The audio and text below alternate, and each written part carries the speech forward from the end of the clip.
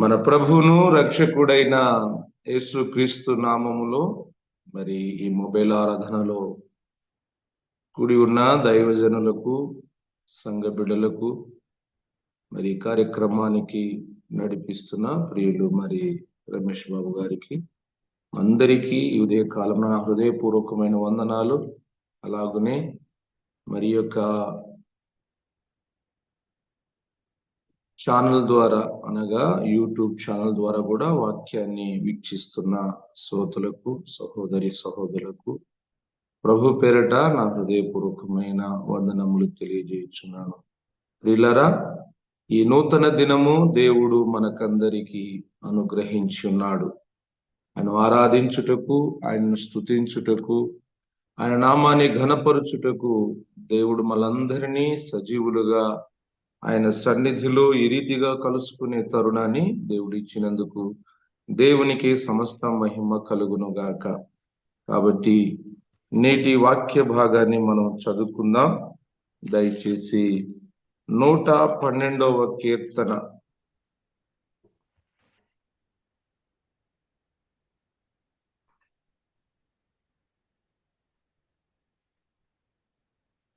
కొన్ని వచనాలు చదువుతాను. యెహోవాను స్తుతించుడి, యెహోవాయందు భయభక్తులు గలవాడు ఆయన ఆజ్ఞను బట్టి అధికముగా ఆనందించువాడు ధన్యుడు. వాని సంతతి వారు భూమి మీద బలవంతులగుదురు. యథార్థవంతుల వంశం వారు దీవింపబడును. కలిమియు సంపదయు వాని ఇంట నుండును. వాని నీతి నిత్యము నిలుచును. యథార్థవంతులకు చీకటిలో వెలుగు పుట్టును. వారు కటాక్షమును వాత్సల్యతయు నీతి గలవారగుదురు. నేటి అంశము, వాక్య సందేశము, ఎవరు దీవింపబడుదురు. ఈరోజు వాక్యాంశము, ఎవరు దీవింపబడుదురు. ప్రార్థించుకుందాం. సర్వాధికారి అయిన మా తండ్రి, సర్వశక్తి కలిగిన మా దేవ, ఇదే కాలమున వాక్య ధ్యానం చేయుటకై ఈ రీతిగా మాకిచ్చిన గొప్ప ధన్యతకై నీకు స్తోత్రాలు. ఈ వాక్యమును దివారాత్రము ధ్యానించుడి ప్రభువా. మరి ఈ రీతిగా మాకిచ్చిన సదవకాశము అందుకై నీకు స్తోత్రములు చెల్లించుకుంటున్నాం. ఎవరు దీవింపబడుదురు ప్రభువా. మా జీవితాలు దీవించబడాలని, దీవెనకరంగా ఉండాలని ఆశించిన మా గొప్ప తండ్రి, ఆ రీతిగానే మమ్మను మీరు ఏర్పరచుకున్న దేవుడవు దేవా. ఈ వాక్యాన్ని ధ్యానం చేయుచుండగా మా జీవితాల్లోనైనా నిజంగా మేము దీవించబడుటకు నీవు కోరుకున్న రీతి ఏమిటి, అది ప్రతి ఒక్కరూ గుర్తిరుగునట్లుగా, గ్రహించున్నట్లుగా సహాయం చేసి, అయా మీ నామాన్ని మహిమకరంగా మా బ్రతుకులు ఉన్నట్లుగా కృప చూపించి సహాయకుడుగా ఉండమని ప్రాణనాథుడు, విమోచకుడు, రక్షకుడు అయిన యేసు నడుచున్నాను పరమ తండ్రి, ఆమేన్. ప్రియులారా, మరి ఎవరు దీవింపబడుదురు? దీవించబడాలని ప్రతి ఒక్కరికి ఆశ. దీవించుమని కోరుకునేవారు మనం. అలాగునే దేవుడు కూడా నా ప్రజలు అనేకులకు దీవెనకరంగా ఉండాలి అనేది ప్రభు యొక్క ఆశ ఉన్నది. మనమందరము అట్టి రీతిలో ఉండుటయే దేవునికి మహిమ. మన సమాజానికి అది మనకెంతో ఆశీర్వాదకరం, గర్వకరణం. కాబట్టి ప్రభు కోరుకుంటున్న విధముగా మనము ఉంటే ఖచ్చితంగా మన జీవితాలు దీవించబడుతాయి, ఆశీర్వదించబడుతాయి. ప్రియులారా, దేవుడు ఎవరిని దీవించువాడై ఉన్నాడు. దేవుని దీవెనకు నీవైనా నేనైనా ఎలాగ మనం పొందుకోగలం? దేవుడు చూస్తున్నాడు, దేవుడు కనిపెడుతున్నాడు. కీర్తనకారుడు అంటున్నాడు, వాని సంతతిని భూమి మీద బలవంతునిగా చేస్తాను. ఎవరి సంతతిని? యథార్థవంతుల సంతతిని. యథార్థంగా ఎవరైతే జీవిస్తారో, యథార్థంగా ఎవరైతే బ్రతుకుటకు ఇష్టపడతారో, యథార్థ హృదయులై జీవించడమే దేవుడు మన నుండి కోరుకుంటున్నాడు. అందుకని లేఖనాల్లో మనం చూసినట్టయితే ప్రభు బిడ్డలారా, 2వ దినవృత్తాంతము 16వ అధ్యాయము మనం చూసినట్టయితే అక్కడ ఈ రీతిగా ప్రార్థన చేయుచున్నాడు భక్తుడు. చూడండి ప్రభునందు ప్రియులారా, 16వ అధ్యాయము 2వ దినవృత్తాంతము 16వ అధ్యాయము ఏమని సెలవిచ్చుచున్నదంటే, తన ఎడల యథార్థ హృదయు గలవారిని బలపరుచుటకు యెహోవా కనుదృష్టి లోకమంతటా సంచారము చేయుచున్నది. ఆలోచిస్తున్నారా? యథార్థవంతులను బలపరచడానికి, వారి సంతతిని బలవంతులుగా, శక్తివంతులుగా, అన్ని విషయాలు, శారీరకంగా, ఆర్థికంగా, మానసికంగా వారి సంతతిని భూమి మీద బలవంతులుగాను, ఆశీర్వాదము పొందుకునే వారిగాను చేయాలని దేవుడు కనిపెట్టుచున్నాడు, ఆశించుచున్నాడు. అయితే దేవుడు కోరుకుంటున్నది ఏమిటంటే ప్రతి వ్యక్తిలో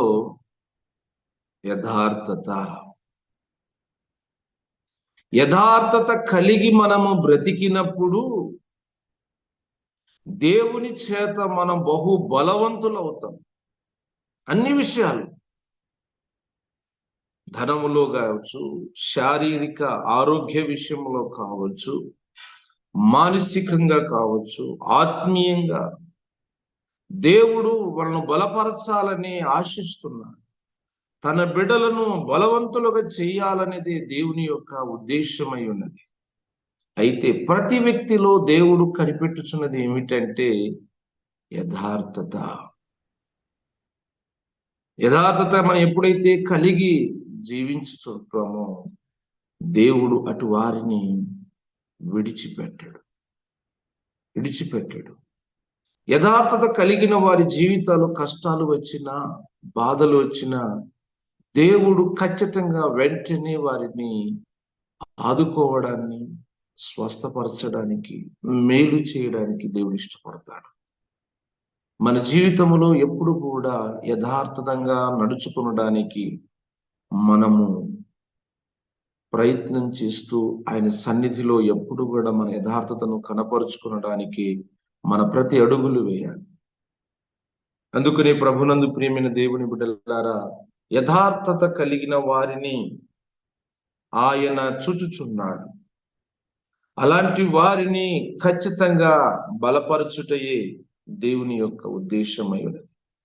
కాబట్టి ప్రభు వాక్యం వినుచున్న దేవుని సంఘమా, మన జీవితంలో మనం ఎప్పుడు కూడా దేవుని దగ్గర యథార్థతను మనము కనపరుచుకోవాలి. అందుకనే 2వ రాజుల గ్రంథములో మనం చూసినట్టయితే 20వ అధ్యాయములో అక్కడ ఒక రాజు ఈ రీతిగా ప్రార్థన చేయుచున్నాడు తన కష్ట సమయమున.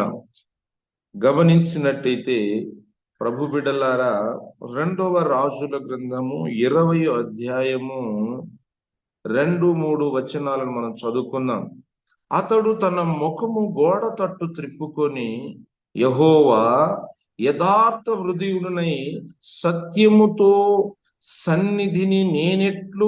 నీ సన్నిధిని నేనెట్లు నడుచుకుంటునో, నీ దృష్టికి అనుకూలముగా సమస్తము ఎట్లా జరిగించుతునో కృపతో జ్ఞాపకం చేసుకోమని హిజ్కియా కన్నీళ్లు విడుచుట యెహోవాను ప్రార్థించెను.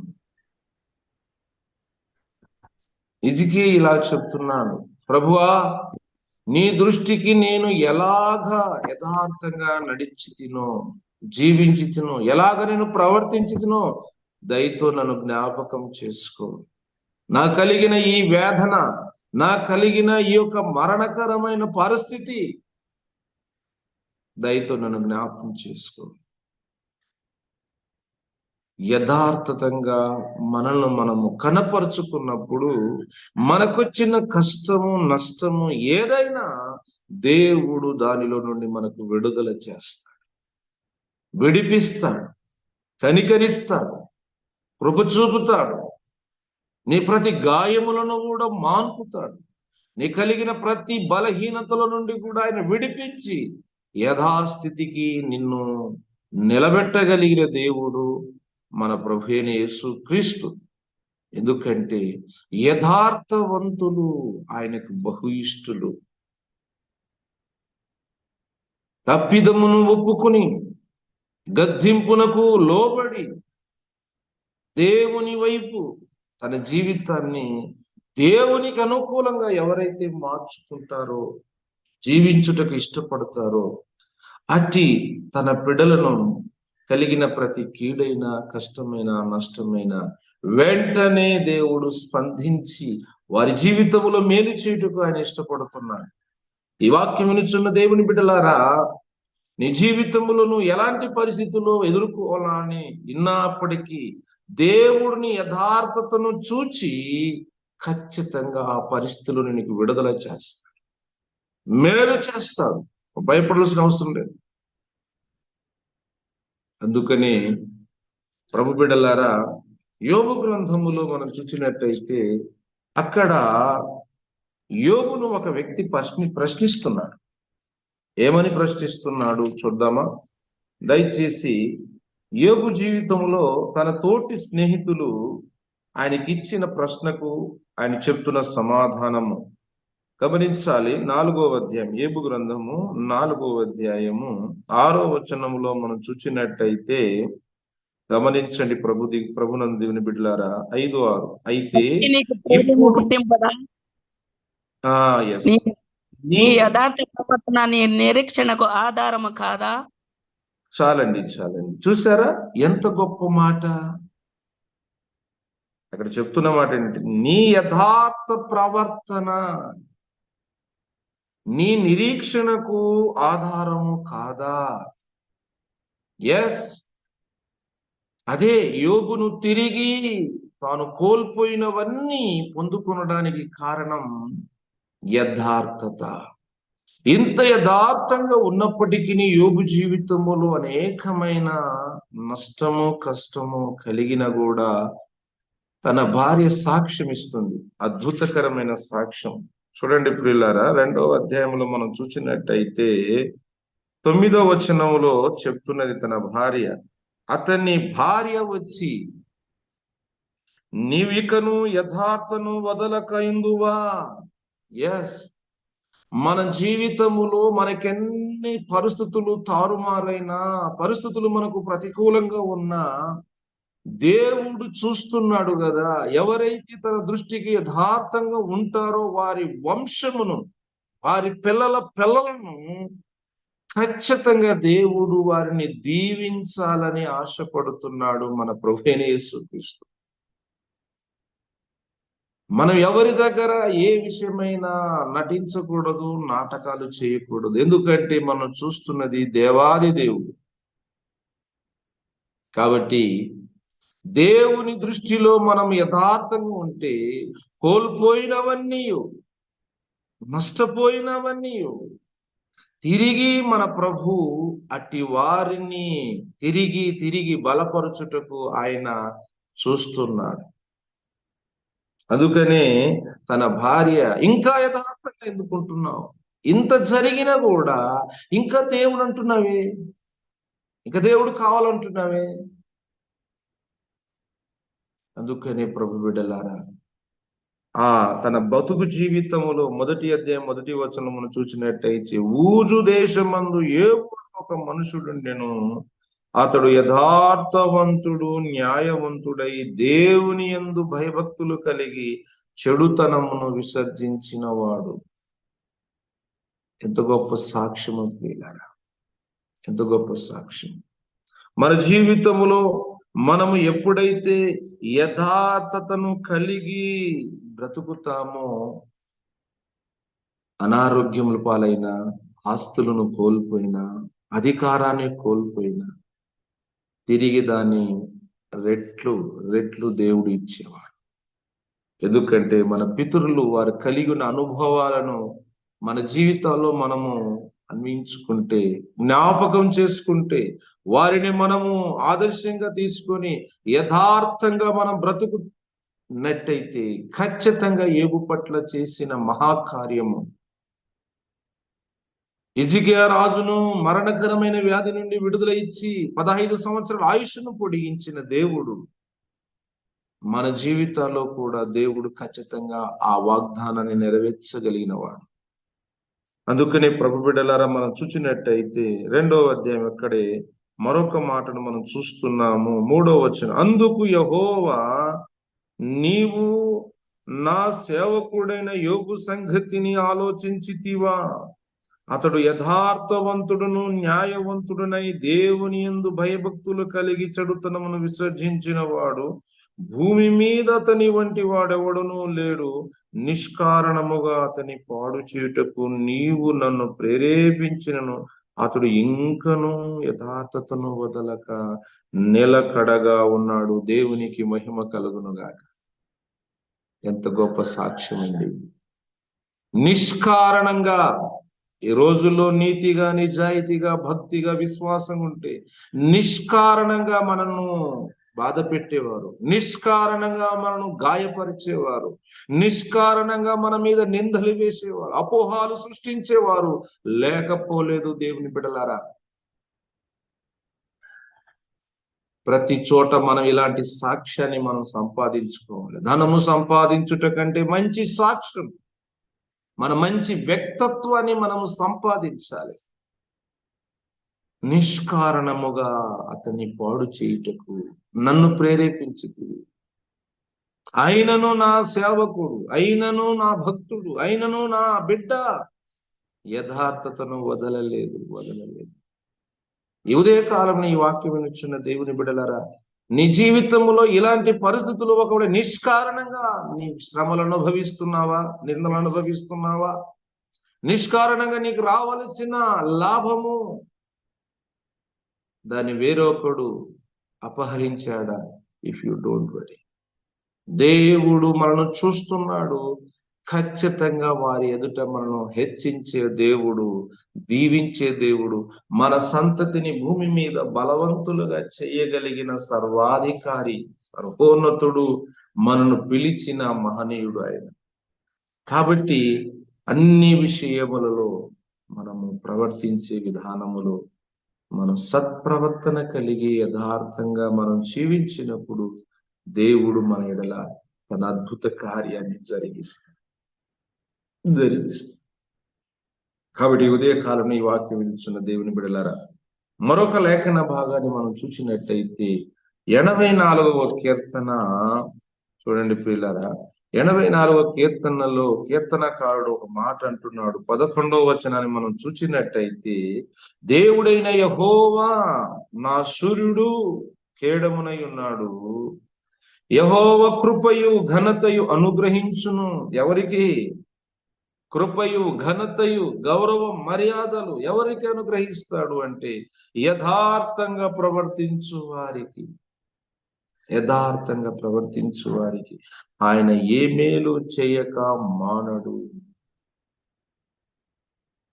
నేను ఇంత నీతిగా బ్రతుకుతున్నానే, ఇంకెప్పుడు నా బ్రతుకు దీవెనకరంగా ఉంటది? నేను ఇంత నీతిగా నిజాయితీగా ఉన్నాను, నాకే ఎన్ని కష్టాలు, అవమానాలు, నిందలు అని ఒక్కోసారి మనలో ఒకవేళ ప్రశ్న కలగవచ్చు. అయినా పర్వాలేదు, ఆయన నిన్ను చూస్తున్నాడు కదా. నీవు నడిచే విధానము, నీవు అనుసరిస్తున్న ఆ పద్ధతులు, మాటలు, నీ సాక్ష్యము సకల జనుల మధ్య సత్యముగా నువ్వు బ్రతికినప్పుడు, యథార్థంగా నువ్వు జీవిస్తున్నప్పుడు దేవుడు ఖచ్చితంగా ఆ విషయములో నిన్ను మరుచుటకు ఆయన ఇష్టడు కాదు. అందుకని అంటున్నారు ఇక్కడ, యథార్థముగా ప్రవర్తించు వారికి ఆయన ఏ మేలు చేయక మానడు అనే విషయాన్ని ఉదయ కాలమున ప్రభు మనతో మాట్లాడుతున్నాడు. మన కుటుంబం, మన పిల్లలు, మన పిల్లలు మనము అభివృద్ధి ఆశీర్వాదములో ఉండాలంటే ప్రభువును వెంబడించుచున్న మొదటి వ్యక్తిగా, ఆ కుటుంబములో తొలి వ్యక్తిగా నీవైనా నేనైనా మనం ప్రభు దృష్టిలో యథార్థంగా బ్రతకడం మనము ముందుకు సాగినప్పుడు దేవుడు మన పిల్లలను జ్ఞాపకం చేసుకుంటాడు. మన పిల్లలను దేవుడు ఆశీర్వదకరంగా ఉంచుతాడు. అందుకనే ప్రభు బిడ్డలారా, ఈ ఉదయ కాలమున ప్రభు మన యుద్ధ నుండి ఆశించుచున్నది, ఆయన కనిపెట్టుచున్నది యథార్థవంతులను. యథార్థవంతులను నేను దీవించుటకే, నిన్ను ఆశీర్వదించుటకే, ఘనతయు నీకిచ్చుట కొరకే నేను చూస్తున్నది నీలో నాలో యథార్థతను. కాబట్టి యథార్థత జీవితాన్ని మనము కలిగి ఉండుదాం. యథార్థంగా మనకు ఆ నిరీక్షణ, యథార్థంగా మనం ఉన్నప్పుడు మనలో ఒక నిరీక్షణ ఉన్నది. ఎందుకంటే నా దేవుడు యథార్థవంతులను దీవించక మానడు. యోబు విషయంలో కావచ్చు, హిజ్కియా విషయంలో కావచ్చు, అనేక భక్తులను మనం చూడవచ్చు బైబిల్లో. వారి యథార్థత, వారి పిల్లలను దేవుడు జ్ఞాపకం చేసుకున్నాడు. వారిని బట్టి, వారి యథార్థ ప్రవర్తన బట్టి వారి కుటుంబాలను అట్టి దీవెనకరమైన ఆశీర్వాదం వారికి దూరం కానియకుండా దేవుని దయ, దేవుని కటాక్షం, దేవుని కనికరం వారికి, వారి పిల్లలకు అది ఎంతో ఆశీర్వాదకరంగా, శోభస్కరంగా ఉన్నది. అందుకనే 112వ కీర్తనలో మనం చూస్తున్నది, వాని సంతతి భూమి మీద బలవంతుల గుదురు, యథార్థవంతుల వంశమును దీవించువాడు, ఆశీర్వదించువాడు, కలిమియు సంపదయు వాని ఇంట నుండును. ప్రియులారా, ఈ వాక్యం ఇచ్చిన దేవుని సంఘమా, నీ జీవితంలో నువ్వు ఏ విషయంలో యథార్థతను కోల్పోయి ఉన్నావు? ఆలోచించావా? నీ జీవితంలో యథార్థత కలిగిన ప్రతి పరిస్థితులలో నువ్వు యథార్థంగా ప్రవర్తించుటకు ఇష్టపడుచున్నావా? యథార్థత లేకపోతే మనం దేవుని యొక్క ఆశీర్వాదాలకు పొందడానికి అర్హులము కాలేము. అందుకని ప్రభుయే స్పష్టంగా ఆయన చెప్తున్నమాట, అట్టి వంశమును ఏమంట, వారి వంశములో ఏం కలిగి ఉంటుందంట, వారి కుటుంబంలో ఏముంటుందంటే, ప్రభునందు ప్రియమైన దేవుని బిడ్డలారా, కలిమియు సంపదయు వాని ఇంట నుండును, వాని నీతి నిత్యము నిలుచును. వాని నీతి, వాని ఇంటిలో ఏదియూ కొరతగా ఉండదు, ఏదియూ కూడా ఇంటిలో వెలితిగా ఉండదు, ఏదియూ కూడా వారి ఇంటిలో వారికి వేదనకరంగా కాదంట పిల్లలు. ఎందుకంటే యథార్థత నీ నిరీక్షణకు ఆధారమై ఉన్నది. నా దేవుడు నన్ను జ్ఞాపకం చేసుకుంటాడు. నా దేవుడు నన్ను విడిచిపెట్టే దేవుడు కాదు. నా దేవునికి నేను ఇష్టకరంగా నేను బ్రతికి ఉన్నాను గనక, జీవించుచున్నాను గనక, ఖచ్చితంగా నాకు సమృద్ధిని సమకూర్చి నా యొక్క స్థితిని హెచ్చించు దేవుడు నా ప్రభు. ఎందుకంటే యథార్థవంతులకు చీకటిలో వెలుగు పుట్టును అంట. చీకటి అనగా శ్రమకు సూచన. చీకటి మన అనుకున్న కార్యాలకు అడ్డుగా ఉండవచ్చు. అలాంటి ఏదైనా నీ జీవితంలో, నేను ఇంత ప్రార్థన, నేను ఇంత భక్తిగా, నేను ఇంత ఇష్టంగా ఉన్నాను, నాకెందుకు ఈ సమస్య వచ్చింది, నాకెందుకు ఈ కష్టం వచ్చింది అన్నప్పుడు నువ్వు ప్రశ్నించడం కంటే, ఈ వచ్చిన ఈ కష్టములో, ఈ వచ్చిన ఈ సమస్యల నుండి నా దేవుడు నన్ను ఖచ్చితంగా విడిపిస్తాడు, విడుదల చేస్తాడు, నాకు మేలు చేస్తాడు. చీకటి అనేది మన జీవితంలో ఒక కష్ట, నష్ట, వేదన అయినను అక్కడ నీకు వెలుగును, ఆ ఇరుకులో నీకు విశాలతను కలిగించగలిగిన సర్వశక్తి కలిగిన మన దేవుడు. కాబట్టి మన యథార్థతను వదలకూడదు. యోబు భార్య ప్రశ్నించింది, కించపడి, ఇంకా ప్రార్థన అంటావేంటి, ఇంకా చర్చ అంటావేంటి, ఇంకా దేవుని సన్నిధిలో కూర్చొని దేవాదేవుని మొరపెడతావేంటి? ఎవరు ఎన్ని రకాలుగా మన చుట్టూ ఉన్న ప్రజలు మన యొక్క ఆత్మీయ స్థితిని కించపరచుటకు, బలహీనపరచుటకు, మనను దేవుని నుండి దూరం చేయుటకు ఎవరు ఎన్ని రకాలుగా ప్రయత్నించినా మనం మాత్రం దేవునిలో విశ్వాసంగా ఉందాం, దేవునిలో యథార్థంగా ప్రవర్తించుదాం.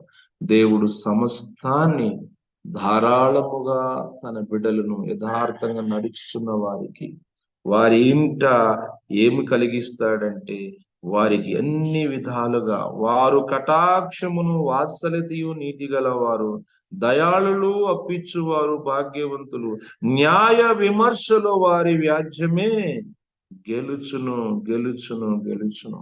చివరికి యథార్థవంతులకి న్యాయం, యథార్థవంతుల వాదనే గెలుచును. అందుకని ప్రభు బిడ్డలారా, యోబును గురించి యెహోవా దేవుడు ఒక సాక్ష్యం ఇస్తాడు. చివరిగా మనం చూసినట్టయితే ప్రభు బిడ్డలారా, దయచేసి యోబు గ్రంథములో చివరి అధ్యాయములో మనం చూసినట్టయితే, నా సేవకుడు పలికినట్టుగా మీరు పలకలేదు అని యెహోవా దేవుడు మరి వారిదుట మరి సాక్ష్యము పలుకుతాడు. గమనించినట్టయితే చూడండి, ప్రభునందు ప్రియమైన దేవుని బిడ్డలారా,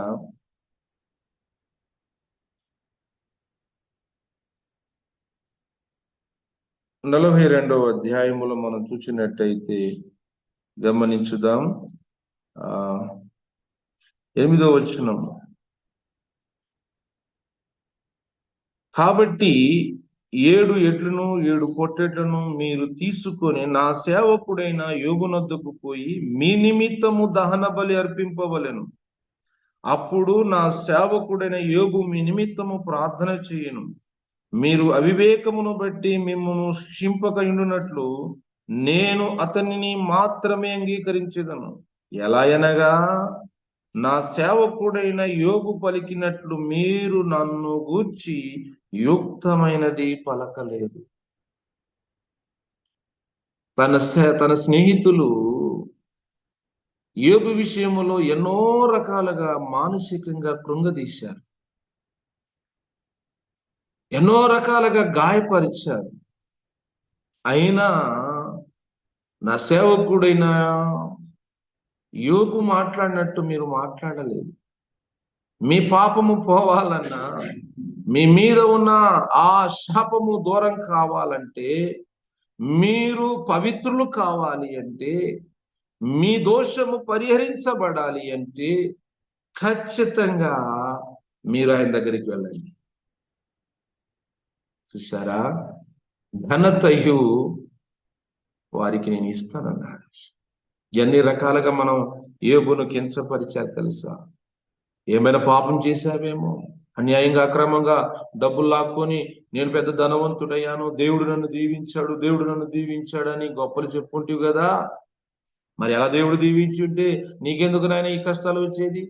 ఉన్న పణంగా అన్ని కోల్పోయినావు, ఉన్న పణంగా అన్ని నష్టపోయినావు, వెళ్ళలను అందరినీ కోల్పోయావు, చివరికి నువ్వు కూడా రోగస్తుడై, వ్యాధిగ్రస్తుడై, నీ భార్యకు అసహ్యుడైనావే అని ఎంతగా చీపుగా ఎగతాళి చేశారు పిల్లగా. కాబట్టి వెళ్ళండి తిరిగి ఆయన దగ్గరికి. ఆయన నన్ను ఘనపరిచాడు తప్ప ఆయన పలికినట్లుగా, ఆయన ఉచ్చరించినట్టు, ఆయన నడిచిన విధానంగా మీరు నడవలేదు. కాబట్టి మీ దోషము, మీ పాప పరిహారము కావాలి అంటే మీ నిమిత్తం అతడు ప్రార్థన చేయాలి. అతని దగ్గరికి వెళ్ళండి. ఆయన మీ విషయంలో బలి ఇవ్వాలి. తన కుమారులు ఎక్కడ పాపం చేస్తారని ప్రతి ఉదయ కాలమున లేచి తన పిల్ల నిమిత్తము ఎలాగా పాప పరిహార్థ బలి ఇచ్చాడు. నీ పాపములు పోవాలి అంటే వెళ్ళండి. ఎంత గొప్ప సాక్ష్యం! నా జీవితంలో లాంటి సాక్ష్యాన్ని మనం సంపాదించుకున్నాం. డబ్బు కాదు, పేరు ప్రఖ్యాతుల కోసం ఎన్నో రకాలమైన అడ్డదారులు తొక్కుతున్నారు. ధన సంపద కోసం ఎన్నో రకాలమైన మోసాలు, ఎన్నో రకాలమైన లంచాలు. ప్రభు బిడ్డలారా, ఆయన బిడ్డలుగా మనము ప్రతి చోట సాక్ష్యపుగా జీవించుదాం. కాబట్టి యోబు ప్రార్థన అంగీకరించబడినట్టుగా, యోబు దేవుని ఎదుట గొప్ప సాక్ష్యము సంపాదించుకున్నట్టుగా మనము ప్రతి చోట ప్రభుకు మహిమకరంగా జీవించుదాం.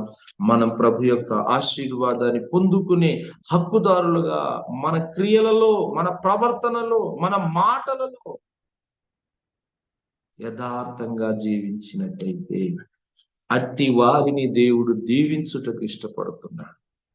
ఈ వాక్యం వినిచున్నా నా ప్రియమైన వాళ్ళారా, నీ జీవితంలో యథార్థతను కోల్పోకు.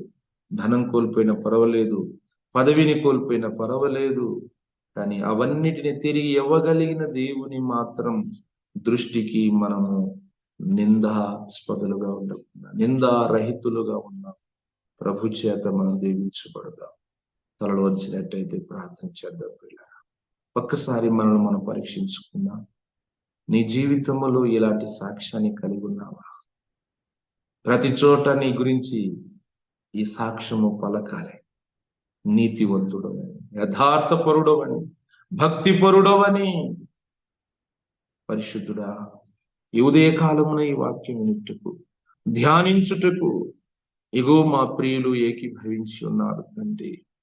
మేమున్న స్థలాలలో, మా కుటుంబములో, అయా తండ్రి నాయన, ఇరుగు పొరుగు వారి మధ్యలో, సంఘములోను సమాజంలోనైనా యోబు లాంటి వారిగా, ఇజిగే లాంటి వారిగా మా యథార్థత మాకు నిరీక్షణకు ఆధారమగునట్లుగా మా ప్రతి అడుగులు ఉండుటకు సహాయం చేయమని ప్రార్థిస్తున్నాను తండ్రి. మమ్మల్ని దీవించుటకు ఇష్టపడుచున్న దేవుడవు నాయన, మా పిల్లలను దీవెనకరంగా ఉంచుటకు ఇష్టపడుచున్న మా దేవా, అయితే మా నుండి మీరు ఆశించుచున్నది యథార్థత, అట్టి జీవితమునైనా, అట్టి నడవడికనైనా, మేము చేసే పనులు మాటలలోనైనా, మాకు అప్పగించిన ఏ అధికారంలో దుర్వినియోగము చేయకనైనా, మాకిచ్చిన డబ్బు విషయంలో కావచ్చు నాయన, దాని వ్యర్థముగా మేము ఖర్చు వెచ్చించకనైనా, నీదుట మేము యథార్థంగాను సమాజంలో యథార్థవంతులుగా బ్రతుకుటకును ఇగో మాకు అటు దీవెన మా పిల్లలకు ఉన్నట్లుగా సహాయం చేయమని దేవా మీ కృప చూపించమని ప్రార్థిస్తూ, ఓ కనికరము కలిగిన మా దేవానికి స్తోత్రములు చెల్లిస్తున్నానని సహాయం చేయండి తండ్రి. కృప చూపించండి తండ్రి. అయా యథార్థంగా ఉన్న నీ బిడలను ప్రభువా, నువ్వు విడవని దేవుడవని నాయన, విడిచిపెట్టే దేవుడవని ప్రభువా నాయన, వారికి ఎన్ని కష్టాలు వచ్చినా, వారి జీవితంలో ఎవరు ఎన్ని రకాల నిందలు వేసినా ప్రభువా, చివరికి న్యాయమే గెలిచేదని, యథార్థతే గెలిచేదని ప్రభువా నీవు కీర్తనాల ద్వారా మాకు తెలియపరుస్తున్నావు తండ్రి. నీకు స్తోత్రాలు. అటువంటి కృపాభాగ్యము ఇగో నీ బిడలమైన మాలో దయచేయమని ప్రార్థిస్తున్నాం తండ్రి నాయన. అట్టి రీతిగా మా జీవితాలు ఉన్నందుకు సహాయం చేయండి ఆయన. మీరే మహిమ పొందమని ప్రార్థిస్తున్నాయి. ఈ కార్యక్రమములో ఓ తండ్రి ఆలకిస్తున్నవారు, వీక్షిస్తున్నవారు, ఏకీభవించిన వారిని ప్రభువా నడిపిస్తున్న, ఈ కార్యక్రమాన్ని నడిపిస్తున్న నాయకులను బట్టి నీకు వందనములు చెల్లిస్తున్నాడు తండ్రి. నీకు స్తుతులు ప్రభు, నీకు స్తుతులు ప్రభు, నీకు మహిమ చెల్లిస్తున్నాయన. నన్ను మేము తగ్గించుకుంటున్నాను. ఈ వాక్యాన్ని మా అందరి వినికులు దీవించబడటకు సహాయం చేయమని తండ్రి. అనేక కుటుంబాలు దీవెనకరంగా ఉండటకు మీరు సహాయం చేయండి. ప్రతి కుటుంబంలో నాయన కలవరాన్ని మీరు తొలగించమని ప్రార్థిస్తుంటున్నారు ప్రభు. ఏ విషయంలో వారు నిరాశ కాకుండా ఇగో తండ్రి నేను నిరీక్షణ కలవారై ధైర్యం ఉండటకు మీరు సహాయం చేయమని ప్రార్థిస్తుంటున్నారు. సహాయం చేయమని ప్రార్థిస్తుంటున్నాను ప్రభు. ప్రభు చూపి మహిమ పొందమని, ఈ కార్యక్రమం ఇలాగ కొనసాగునట్లుగా, అనేక కుటుంబాలు దీవించబడినట్లుగా ప్రభు, అనేకులు దీంట్లో ఇంకా నాయన ప్రభువ ఏకీభవించేటట్లుగా పురికొల్పకున్నట్టుకు మీరు సహాయము చేయమని, మహిమ తెచ్చుకోమని తండ్రి. మా ప్రాణనాథుడి విమోచన రక్షకుడు అయిన యేసు నడుచున్నాను పరమ తండ్రి. ఆమేన్. సర్వోన్నతుడి దేవుని మహాప్రేమ, మన రక్షకుడిని యేసుక్రీస్తు వారి కృపా కనికర వాత్సల్యత నిత్యము మనకు తోడై ఉండి సర్వసత్యములు నడిపిస్తున్న పరిశుద్ధాత్ముని ఆదరణ, అన్యుత సన్నిధి, సహవాసం, సకల దీవెనలు నీ సన్నిధిలో యథార్థంగా బ్రతుకుటకు నిశ్చయించున్న ప్రతి కుటుంబానికి, వారి పిల్లలకు నీ దీవెనలు మెండుగా ఉండి వర్ధిల్ల చేయునుగాక. ఆమేన్.